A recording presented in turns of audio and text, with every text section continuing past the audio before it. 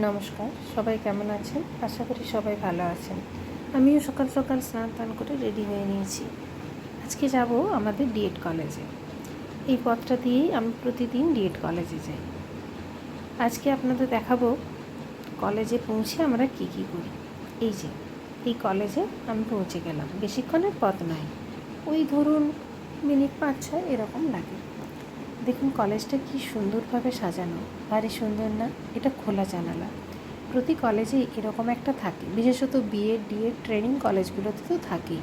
প্রত্যেকের কত প্রতিভা দেখুন। এখানে কি সুন্দর করে ছোট্ট ছোট্ট কবিতা লিখেছে, প্রতি কবিতায় কি সুন্দর মা নিয়ে কবিতা লিখেছে একটি মেয়ে। কি সুন্দর লেখনী তার। মানুষের মধ্যে কত প্রতিভাই না লুকিয়ে থাকে। চলুন সিঁড়ি দিয়ে উপরে ওঠা যাক। উপরে উঠে এই যে কলেজটার এন্ট্রান্স, এইটা দিয়ে আমরা আমাদের ক্লাসরুমের দিকে যাই। এখানে অফিস রুমে আমার অফিসিয়ালি কিছু একটা কাজকর্ম ছিল আর কি, এডমিট নেওয়ার ব্যাপারে, তো সেই জন্যেই গিয়েছিলাম।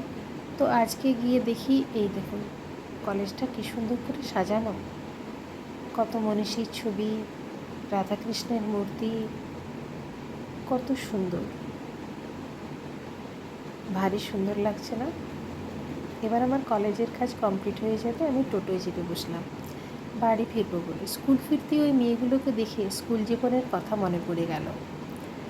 ফলের দোকান, বজরংবলীর মন্দির সব কিছু পেরিয়ে এবার যাচ্ছি বাড়ির দিকে।